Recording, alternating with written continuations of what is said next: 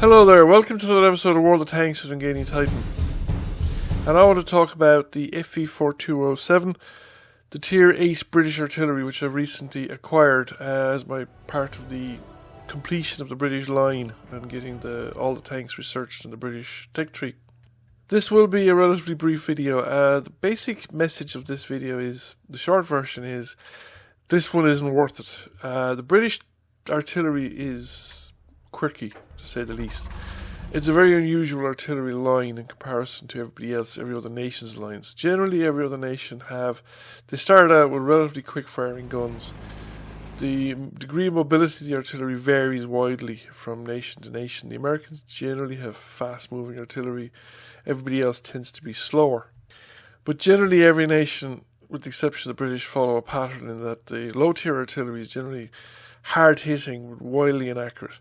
And the accuracy improves slightly as the artillery goes up in tier, but the artillery becomes even more and more hard hitting. But the guns fire slower. They're bigger guns, they take longer to reload, and they fire slower.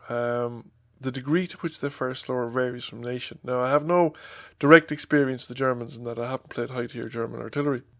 But German artillery is relatively popular. A lot of the artillery you're going to meet in game is going to be German artillery, and I can vouch from being on the receiving end of it that it hits pretty hard. The Russian artillery hits exceedingly hard, but it tends to be wildly inaccurate and doesn't really change over the course of the game. The low tier stuff is actually not that punchy, but it's rapid firing, but it tends to be much slower firing, and the inaccuracy levels stay quite high. The American artillery, on the other hand, gets punchier as it goes up, but it also is relatively fast firing in comparison to others, and actually not so bad in the accuracy. I mean, the aim times can be quite long, but the American artillery, the M12 is starting with the M12, going up to the M40, 43 and the M53, 55. Actually, I think the accuracy gets better, but the punchiness of the artillery is quite good.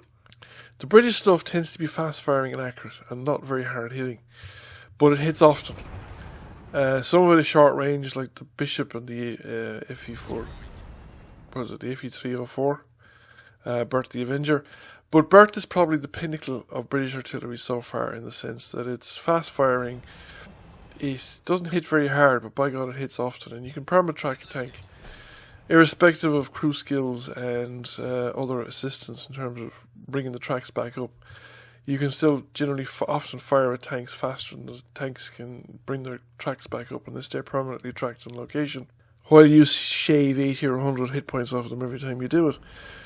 Because you're generally not going to get direct hits with artillery, at least not that often, and with the British artillery often it doesn't penetrate, even if you do get direct hits. The Crusader self-propelled is quite obviously past the peak of this kind of artillery.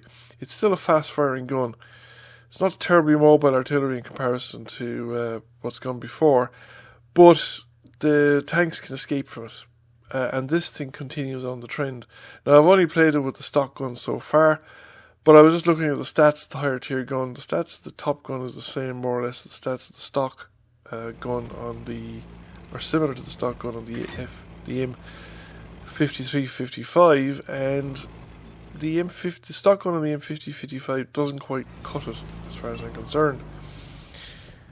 And I suspect, I haven't actually directly compared the numbers, but I suspect the M53, 55 is actually a bit more accurate than this one, stock. And I don't know about the top gun on this tank. So overall, this is definitely one to skip if you can. If you don't enjoy playing artillery, you certainly won't enjoy playing this one. If you've enjoyed the lower tier British artillery, you're getting into the point where the aim time is long enough that you won't keep targets perma-tracked, and you kind of feel that you won't have a lot of influence in the battle, simply because you're not doing the kind of damage that you would be doing in a tier 8 artillery with any other nation, and you're not hitting a whole lot more often. Now, at the moment, it's going to cost me 36,000 experience to unlock the second package, and it looks like the same number of experience for the final package, which usually means that if I unlock the second package, I will also have unlocked the final package. Which means I could probably upgrade straight to the final gun. which will be an improvement. It's definitely a bit more throw weight, and it needs the extra throw weight. This thing does a estimated damage around 900, whereas the next one will do 1250 or something like that. And you will need that, but it still probably isn't going to feel adequate for the tier in comparison to other guns for other nations. So if you want to skip it, it'd be well worth skipping it. And to be honest with you, the Crusader Self-Propelled, having played through it, is no great shakes either. It's a rather painful tank as well, because again, it doesn't have the firepower it needs at the tier to really impact on a battle decisively. You just feel that you're sniping away at the margins, and you're just nibbling at tanks rather than doing any real damage.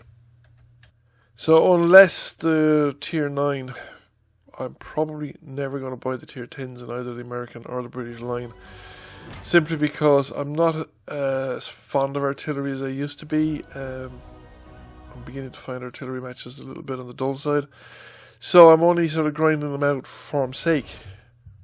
Thank you for watching. I hope you found the video interesting, and if you did, please give it a like and a share. If you've not already done so, please subscribe to the channel. I will catch you all again soon. Bye for now.